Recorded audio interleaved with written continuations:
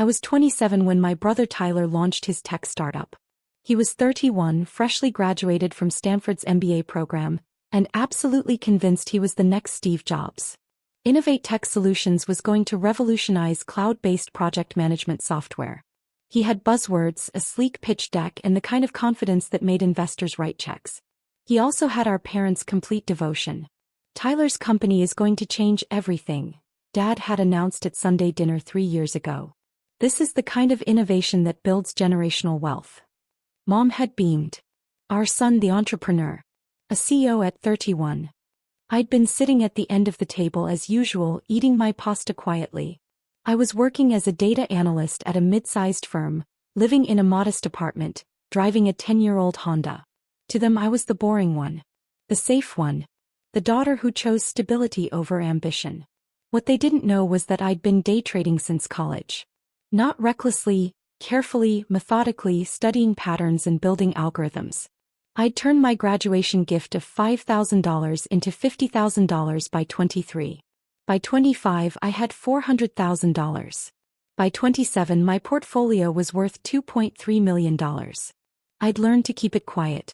Every time I'd mentioned an investment win, Dad would say something like, lucky timing, or beginner's luck. When I'd suggested I understood financial markets, Tyler had literally patted my head and said, "That's cute, but there's a difference between playing with stocks and real business strategy." So I'd stopped mentioning it.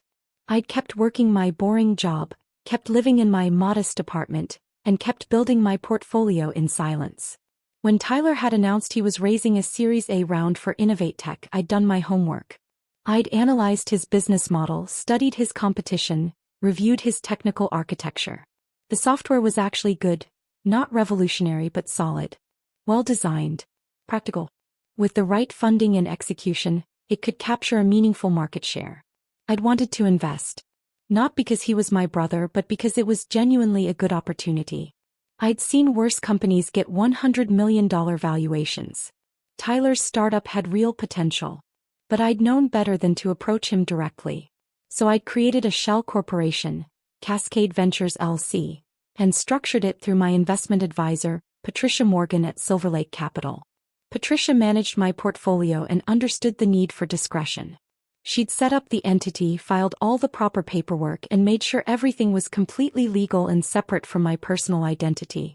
Then Patricia had reached out to Tyler's fundraising team with an investment offer. $40 million for 28% equity. A substantial Series A that would fully fund his product development, marketing, and expansion plans for the next 3 years. Tyler had been ecstatic.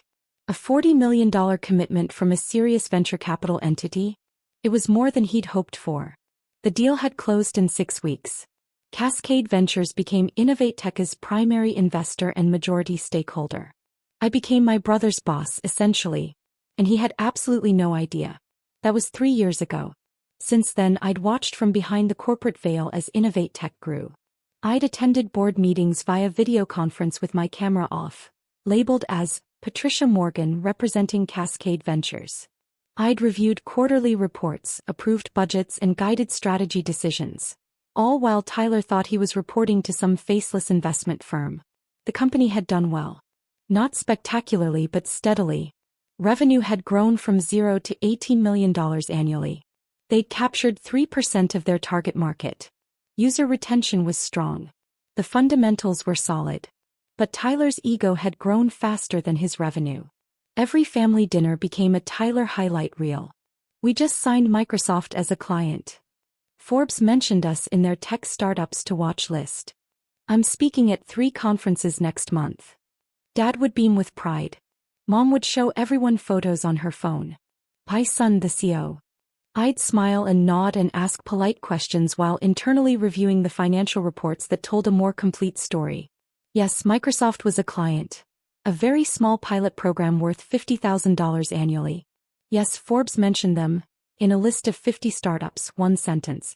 Yes, Tyler was speaking at conferences, mostly because I'd approved the marketing budget that paid for sponsor speaking slots. None of that diminished the company's success.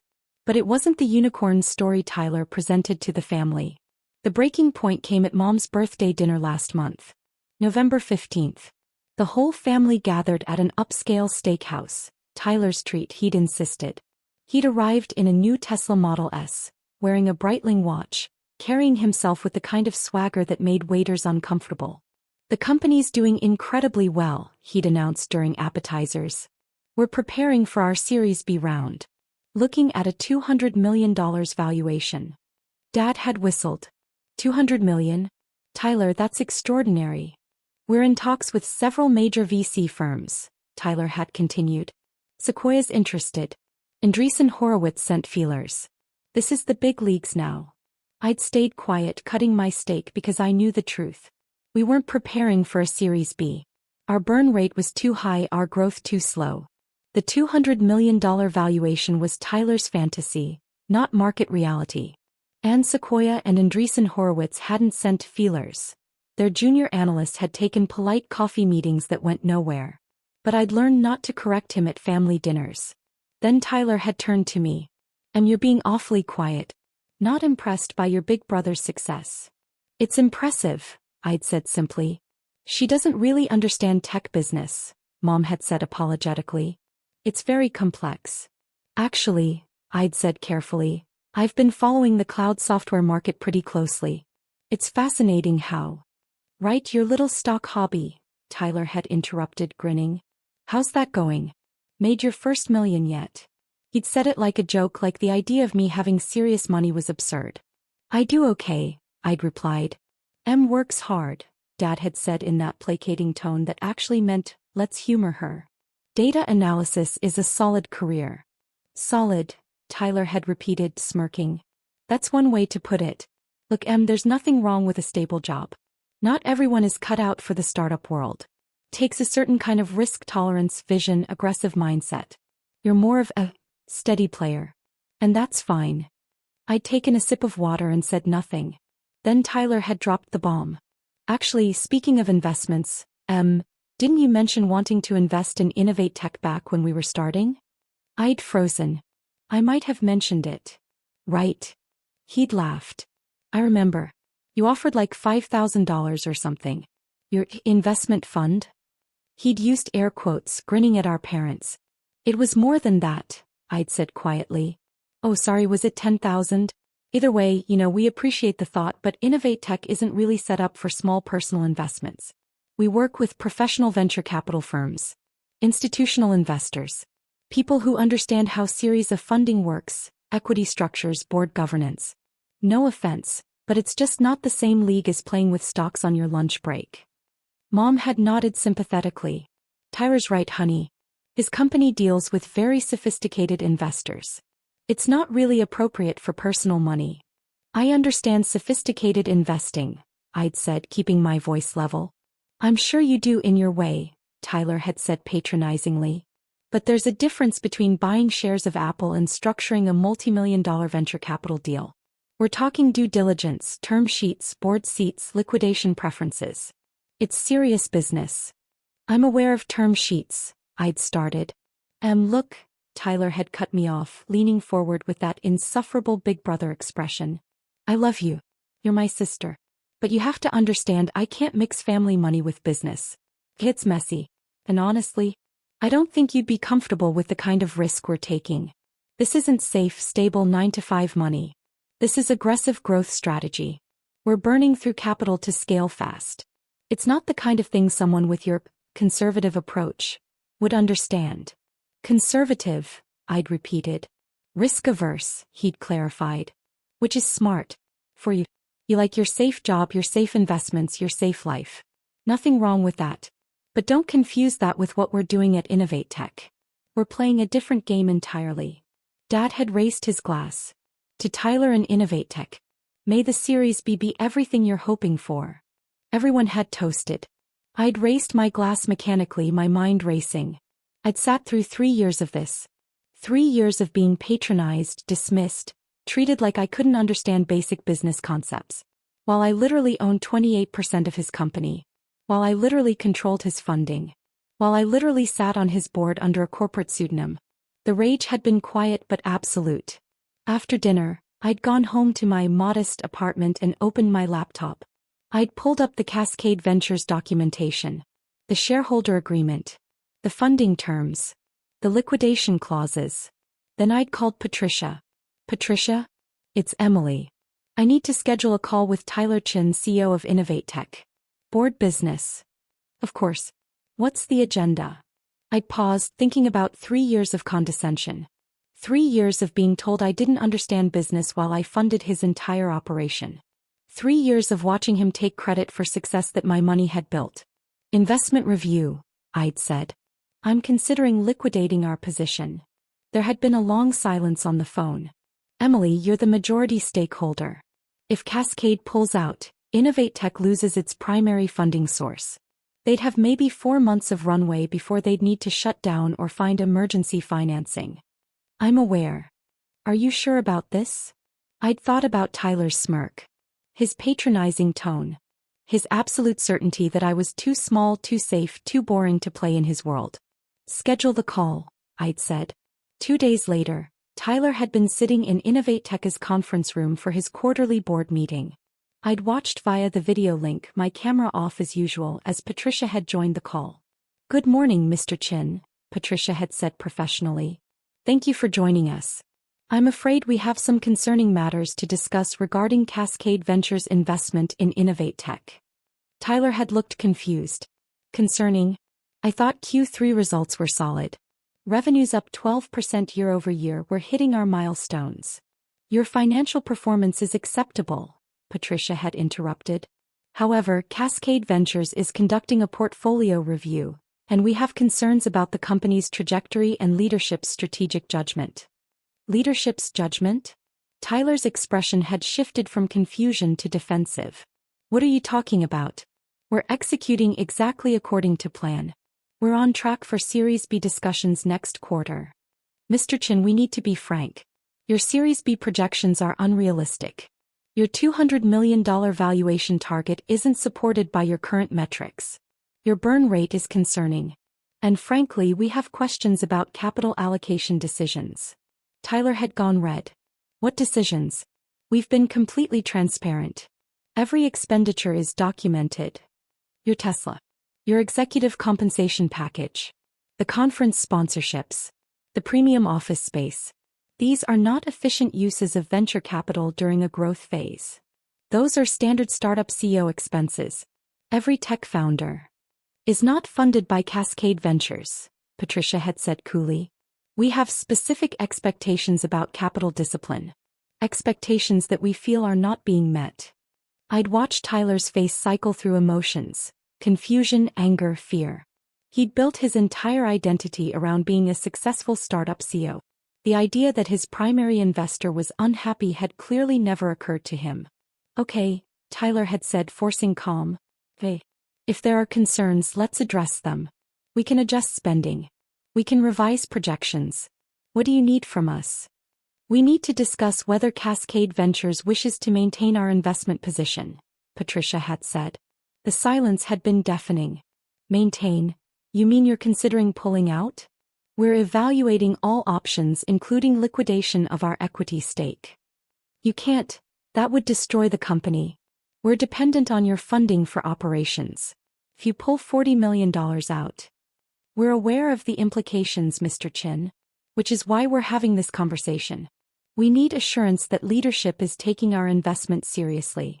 I am taking it seriously. This company is my life. Everything I've built. His phone had rung. He'd glanced at it, irritated. I need to take this. It's my bank. Please do, Patricia had said. Tyler had answered, putting it on speaker. This is Tyler Chin. Mr. Chin, this is David Reynolds from Pacific Trust Bank. I'm calling about your business line of credit. We've been notified of potential changes in your company's capital structure, and we need to discuss your credit terms immediately. Tyler had gone pale. Changes? What changes? Our covenants require notification of any material changes in investor composition. We've received information suggesting your primary investor may be withdrawing. Is this accurate? We're just having discussions. Mr. Chin, if your Series A investor liquidates their position, your credit line will be immediately callable. That's $8 million you'd need to repay within 30 days. Tyler had looked at the video screen where Patricia's name was displayed, his expression panicked. This is a misunderstanding. Patricia, Ms. Morgan, we can work this out. We'll need to see significant changes, Mr. Chin, Patricia had said firmly. Another phone had started ringing. Tyler's cell this time. He'd looked at the screen, his hand shaking slightly. It's our CFO. Answer it, Patricia had said. Tyler had switched calls. Brian? What's wrong? Tyler, I'm getting calls from 2 of our major clients. They're asking about company stability. Someone told them our primary investor might be pulling out. Microsoft is threatening to pause our contract pending clarification. What the hell is going on? How did they even know? Word travels fast in tech circles. Is it true? Is Cascade Ventures withdrawing? Tyler had looked like he might be sick. We're having discussions. Strategic realignment discussions. Strategic realignment? Tyler, if we lose our primary funding, we're done. We have 4 months of runway, maybe less. We can't raise emergency Series B in that time. Everyone will know we're desperate. We'll get terrible terms or no terms at all. I know that. Tyler had snapped. I'm handling it. He'd ended the call and stared at the video screen. Patricia. Ms. Morgan. Please. Let's talk about this rationally. What do you need? What will it take to keep Cascade invested? I'd unmuted my microphone for the first time in 3 years of board meetings. Hello, Tyler. His face had gone blank. Who? It's Emily. I'd watched him process the voice. Confusion. Recognition. Complete disbelief. What are you? Why are you on this call? Because I'm Cascade Ventures, I'd said simply. I'm your primary investor. I own 28% of your company. I've owned it for 3 years. The silence stretched so long I thought the call had frozen. That's not possible, Tyler had finally said. Cascade is a venture capital firm. A real VC firm with institutional backing. Cascade is a shell corporation I created through my investment advisor. It's my money, Tyler. All $40 million of it. Mine. You don't have $40 million.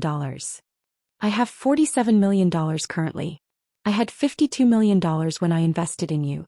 I've made about $5 million profit on other investments since then, and your company's equity value has appreciated roughly $7 million, so my InnovateTech stake is now worth about $47 million total. He'd stared at the screen like I was speaking another language. That's impossible. You work data analysis. You live in that tiny apartment. You drive a 10-year-old Honda, yes. Because I prefer to invest my money rather than spend it on Teslas and Breitling watches. How did you? This doesn't make sense. I've been trading since college, Tyler. I built my portfolio from $5,000 to $2.3 million by the time you launched InnovateTech. When you needed series of funding, I saw a good investment opportunity. So I created Cascade, funded your company, and took a board seat. I've been Patricia Morgan representing Cascade Ventures at every quarterly meeting for 3 years. Patricia had unmuted. I'm the actual Patricia Morgan, Mr. Chin. Emily's investment advisor. I've been representing her interests as requested. Everything was completely legal and properly documented. Tyler had sunk into his chair. You've been on the board? You've been my primary investor this entire time. Yes. While we at family dinners. His face had shifted from shock to horror as he'd replayed 3 years of conversations. Every dismissive comment. Every patronizing lecture about business. Every time he'd explained basic concepts to me like I was a child. While you told me I didn't understand sophisticated investing, I'd finished. While you laughed about my pocket change. While you explained that I was too risk-averse for serious business. Yes. During all of that. Oh my God. The Series B discussions you've been bragging about, those are going nowhere, Tyler. Your projections are inflated. Your valuation expectations are unrealistic. And your spending habits are concerning to any serious investor. The Tesla was purchased with venture capital meant for product development. The watch was bought the same month you cut the customer service team's training budget.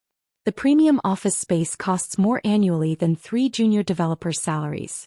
You've been spending my money like it's unlimited while treating me like I'm too stupid to understand basic finance. His face had gone from pale to red. I didn't know. That doesn't make it better, Tyler. It makes it worse. You treated me that way because you genuinely believed I was beneath you financially and intellectually. The fact that I was secretly funding your entire operation the whole time just proves how wrong you were. Another call had come through on Tyler's phone. He'd ignored it. What do you want? He'd asked quietly. Are you really going to liquidate? Destroy the company? I'd leaned back in my chair, considering. 3 years of condescension. 3 years of family dinners where I was the boring, safe, unsuccessful daughter while he was the visionary entrepreneur. 3 years of being patronized by someone whose company only existed because of my money. I'm not going to destroy anything, I'd said finally. Despite what you think of me, I'm actually a pretty good investor. I don't make emotional decisions with $47 million positions. Then what? But things are going to change. First, your spending gets audited. Every personal expense charged to the company gets reviewed. The Tesla? You're buying that out personally or returning it. The watch? Personal expense. The conference sponsorships that are really just vanity-speaking slots? Cut entirely. Tyler had nodded frantically. Done. Absolutely. Second, your compensation package gets restructured. You're currently paying yourself $280,000 annually plus equity. That's dropping to $180,000 until revenue hits $25 million. You want startup founder money? Hit startup founder metrics. Hey. Yes. Third, you're getting a real CEO. Someone with operational experience who can rein in your spending and implement actual financial controls. I'm approving the hire and the search firm. You don't get veto power. Understood. Fourth, the $200 million Series B fantasy ends now. We're going to build a sustainable business with realistic projections. If that means slower growth, fine. I'd rather own 28% of a company worth $100 million than 28% of one worth zero because you burned through capital-chasing unicorn valuations. Right. That makes sense. And fifth, I'd said, my voice hardening, you're going to tell our parents the truth. All of it. That I'm your primary investor. That I've funded your company from the beginning. That your success is built on my capital, not just your vision. And you're going to do it at this Sunday's dinner. In front of everyone. Tyler had closed his eyes. And that's, do we have to? Those are my terms, I'd said flatly. Accept them or I liquidate my position tomorrow and you can explain to Mom and Dad why your company collapsed. I accept, he'd said immediately. All of it. I accept. Good. Patricia will send you the updated agreements. Sign them by end of day Friday. I will. Can I just say, I'm sorry. I was an ass. I was completely wrong about you. Yes, I'd agreed. You were. But you can start making it right on Sunday. I'd ended the call and sat in my apartment, hands shaking slightly with adrenaline. 3 years of hidden identity revealed in 15 minutes. 3 years of secret control brought into the light. Sunday dinner was at Dad's house. I'd arrived early, settling into my usual spot at the end of the table. Tyler had come in looking like he might throw up, which gave me a certain satisfaction. Mom had started her usual routine. Tyler, honey, how's the company? Any news on that Series B? Tyler had glanced at me. I'd raised my eyebrows slightly. Actually, Mom, Dad, everyone, I need to tell you something. About the company. About how it got funded. Dad had perked up. Oh. New investor coming in. No. Old investor. Original investor, actually. Tyler had taken a deep breath. 3 years ago when I was raising my Series A, I got a $40 million commitment from a venture capital entity called Cascade Ventures. That's been our primary funding source since launch.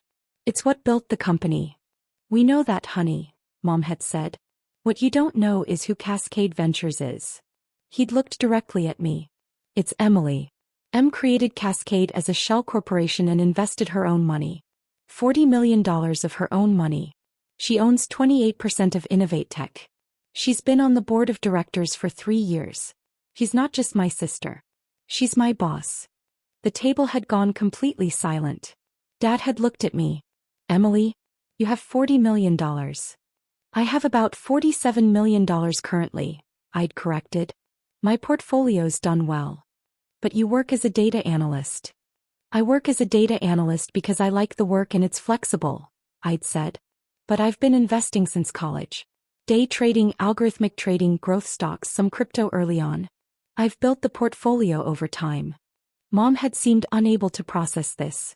You never said anything. I tried to. Remember when I mentioned making $50,000 on a tech stock in my 20s? Dad said it was beginner's luck.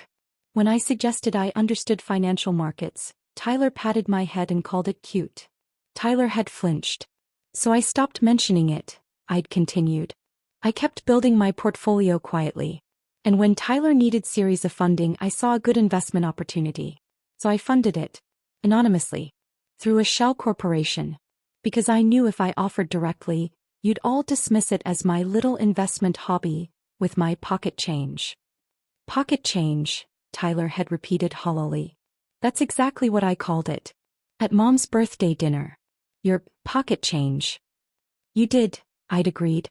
Right before you explained that I didn't understand sophisticated investing or term sheets or how serious business works. While I literally own 28% of your company and had been on your board for 3 years. The table had erupted. Dad asking questions about my portfolio strategy. Mom demanding to know why I'd hidden this. My aunt asking if I was actually rich. Tyler sitting silently, staring at his plate. Why didn't you just tell us? Dad had finally asked. Because you wouldn't have believed me, I'd said simply. Or you would have thought I was exaggerating or gotten lucky or somehow didn't really earn it. You're barely believing me now, and Tyler's here confirming every word. I would have believed you, Dad had protested weakly. Dad, you called me safely employed last Christmas. Like it was a gentle criticism. Tyler literally said 2 weeks ago that I'm too risk-averse for serious business. You've all spent years treating me like I'm playing with monopoly money while Tyler builds a real company. Except Tyler's real company only exists because of my monopoly money. Tyler had finally spoken. She's right. Everything she's saying is right. I've been an arrogant ass. We all have. Isn't just successful. She's more successful than me. Than any of us. She's brilliant at this. And we never even noticed because we were too busy assuming she was exactly what she appeared to be on the surface. I don't understand, Mom had said. Why live in that small apartment? Why drive that old car? If you have this kind of money. Because I'm investing it, I'd explained. Every dollar I don't spend on a fancy car is a dollar that compounds in the market. Warren Buffett still lives in the house he bought in 1958. That's not poverty. That's strategy. Dad had looked at me differently. Not dismissively. Not placatingly. But with actual respect. Maybe for the first time in my adult life. Emily, he'd said slowly, I owe you an apology. A real one. I've underestimated you significantly. We all have, Tyler had added. And I'm sorry. For everything. Every dismissive comment. Every patronizing explanation. Every time I made you feel small. You've been keeping my company alive, and I've been treating you like you couldn't understand a balance sheet. You really couldn't? I'd asked pointedly. He'd smiled slightly.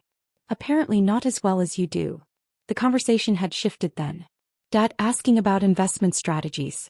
Mom wanting to know how I'd learned to trade. Everyone suddenly very interested in my boring career and safe choices and modest lifestyle. The power dynamic had shifted completely. Not just with Tyler but with the entire family. I wasn't the overlooked youngest anymore. I was the secret genius who'd funded her brother's entire empire while he patronized her. Later, Tyler had caught me in the kitchen. For real, are we okay? The company, I mean. You're not actually going to pull funding, right? Not if you follow the new terms, I'd said. Cut the wasteful spending, hire the COO, build sustainably. Do that and we'll be fine. I will. I promise. He paused. I really am sorry.